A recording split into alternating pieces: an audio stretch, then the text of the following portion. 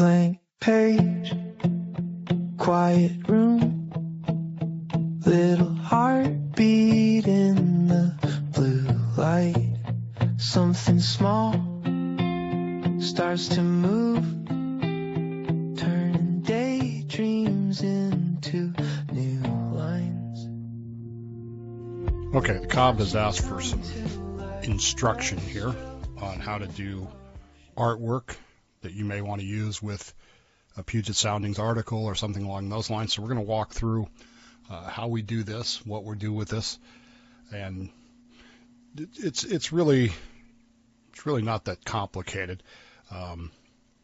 You are going to need an AI program, whether that's ChatGPT, Grok, Meta.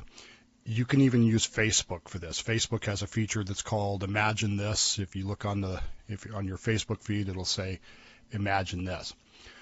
But for our purposes, what I have done here is I have taken a picture of the Cobb that I took the other morning at the Coffee with Cobb. And what we're going to do is I'm using ChatGPT 5.2. I'm going to paste that picture in there. That's just a standard copy and paste of this.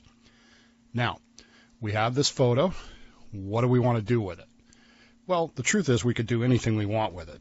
The prompt is king, and the more detailed your prompt is, the better this is going to be. So let's do this. This is the way I do this. Create an image is always my beginning prompt with this.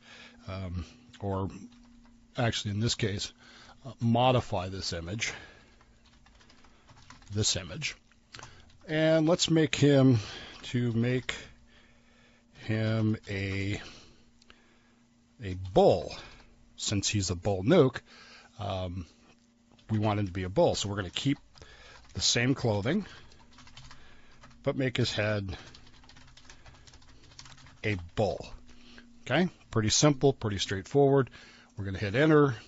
Off this is going to go, and it's going to analyze it. It's going to take a couple of minutes, maybe, or a few seconds, depending on what you're using and how you can do this. Now, while that's generating, you can do this in Adobe Photoshop. You can do this again in Facebook. You can do it in Grok. Grok has some advantages in the sense that you can animate it. Maybe we'll show you that here in just a moment. That's something that ChatGPT will not do, but it will give you the basics for this. As you can see, sometimes it takes a little while because it has to think. But in the meantime, you see it starting to generate there. In the meantime, as I said, you can use other programs. It's purely what you are most comfortable with. Even Photoshop has a generative background, generate stuff, but it's probably the most complicated one to use because, of course, you have to be Adobe familiar in order to do that. ChatGPT, probably the easiest one to use. Grok, number 2, simply because you can then animate it if you so desire. In fact, as soon as we get our image here, whoops, we're sorry. It may violate our grounds for potential fraudulent. Okay, so this is the kind of thing you run into sometimes. Let's repaste the image, and let's make him a cartoon bull, and see how that works out. Again, some of these are the kinds of things you will run into, and the more detailed the prompt, the easier it's going to be. This is one of the things here that I'm using a very simplified prompt, and that's probably part of the confusion. What I tell people all the time is the prompt is king. For example, when I write a 1,500-word draft for an article, my prompt can be anywhere from 700 to 800 words long because I need to tell it what exactly I want, the tone, the phrasing, how I like to speak, how I try to do those kind of things. And those are important. So now you can see the image there, right? So we've got the Cobb's image, and there you go. And so you could save that image. You could copy that image. You can copy the image link. You can email it, anything you want to do just by right-clicking on it. In this particular case, what we're going to do is we're going to copy that image, because I'm going to show you something here.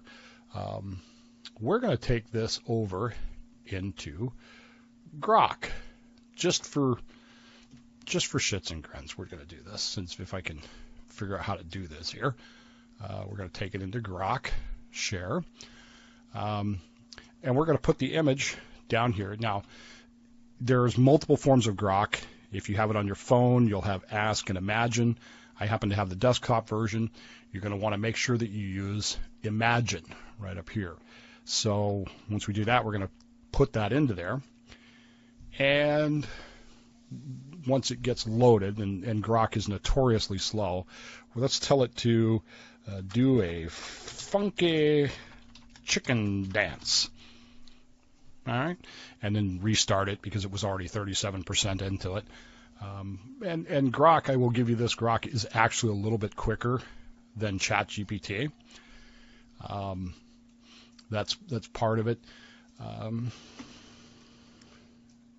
The cool thing with this, of course, is then you learn how to backwards mask them, and you learn how to continue them on. It does take some time, but it can be done. Now, the thing I don't like about Grok, and you'll notice here that I have it turned off, is that Grok comes with music, and I hate that. But it is there, and there he is doing the funky chicken dance.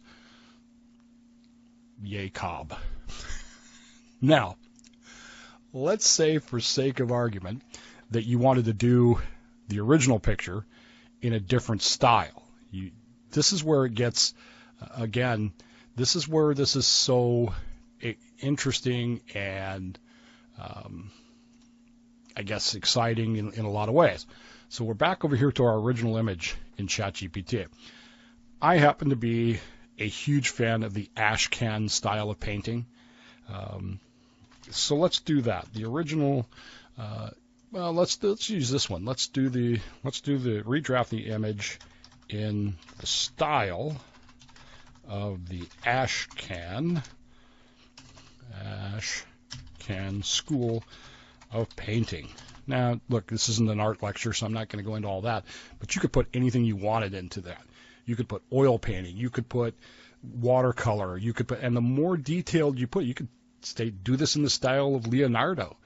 In fact, let's do that in the style of Leonardo da Vinci, just because that'll be more interesting, I think. And again, because it is ChatGPT, it will take it a moment or two to do it. It's, let's see, have him drink the coffee and belch. This is one of the things I really like about Grok, is that you're able to do some things like that where you can do these things. So it's taking its time here to do that. So we'll come back over here. Oh, there it goes. It's going faster than I thought it would because it knows Da Vinci style. So there you kind of see in the style of a Da Vinci drawing. Not my favorite, but there you go. Let's come back over here to this one for just a minute. Share. I got to find the right sharing thing. So here he is. I'm going to turn this on and see if we can hear this. So we have him drink the coffee and kind of these are the ways to do it. Again, it's all based on where you start, what you start with, your image that you start with. You have an idea what it is that you want to do. Do you want to move this left, right, center? Do you want to add people into it? Do you want to add a submarine? If we come back over here to our original photograph, our original picture of the cob. So I'll get back over here so you see what I'm doing. So we're going to paste the original photograph again. And we're going to say, let's say, put him in a submarine conning tower. And we'll just do that and see what it comes out with. These are the kinds of things you can do. And the last thing I'm going to show you after this one is done is I'm going to show you how to do a prompt. If you can't really figure it out, I'll show you how we do this. Let me find the photograph that I wish to use here while that's generating. So it'll take it a moment to come up there. So we had this photograph yesterday, and this was the issue. Let me find it here. There it is. Okay. Copy that image. So we're still trying to get this laughing veteran in a conning tower, but it's coming. It's slow, but it's again, this can take some time, and the more complicated it is, the more time it will take. But it will happen, unless you've messed up your prompt and violated their terms of service or whatever, and in which case then you just have to start over. Anything that calls somebody a name, anything that uses a specific person by name. For example, if you typed in Taylor Swift, it would not come up. But if you typed in make this person a blonde singer, and described her physically, it would do that. So there's your picture of the Cobb sitting in the control room. Last thing I want to show you is what do you do if you can't figure out a prompt. So this is the picture that we had yesterday that put all this into motion. It's this very nice watercolor picture taken obviously as from a photograph of Eileen and Kemmer, and it's a very nice watercolor kind of thing. And it's the kind of cool stuff that you can do. But if you don't know how to do that, this is how you reverse engineer this. So you come over here to ChatGPT, you put the picture in, and you say, describe, or actually in this case I would say, write a prompt to create a version of this, to create a prompt to use this style on any image I put in here. Okay, so now what I'm doing is I'm asking it to write the prompt for me so that I don't have to figure it out.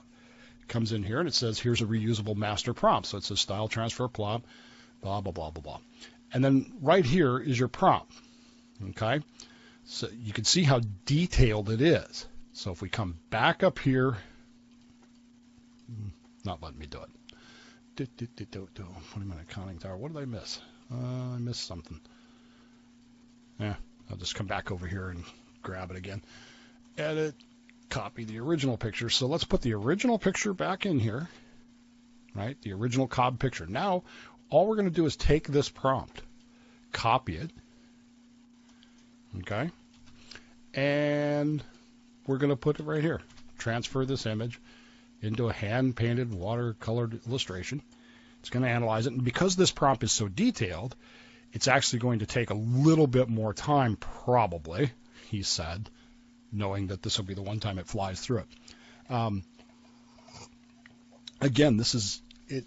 It's not complicated, but it can be if you get off a little bit. Now, you can also then take that image. Excuse me. You can save that image into Photoshop or whatever photo system you're using. You can modify it further. You could crop it down. You could reshape it however you want. And that's something else you can do here is you can always tell this what size you want the photograph, the image to be. I like to use 16 by 9. That's the standard, 16 wide by 9 tall. If you're doing something like that. And so there is your image of the Cobb as a watercolor. So you see how that kind of works. Again, not very difficult, just kind of time consuming sometimes, but once you get the hang of it, it goes pretty quickly. And that's where you do it. That's how you do it. Any questions? Drop me an email, DolphinDave@slipperyfish.com.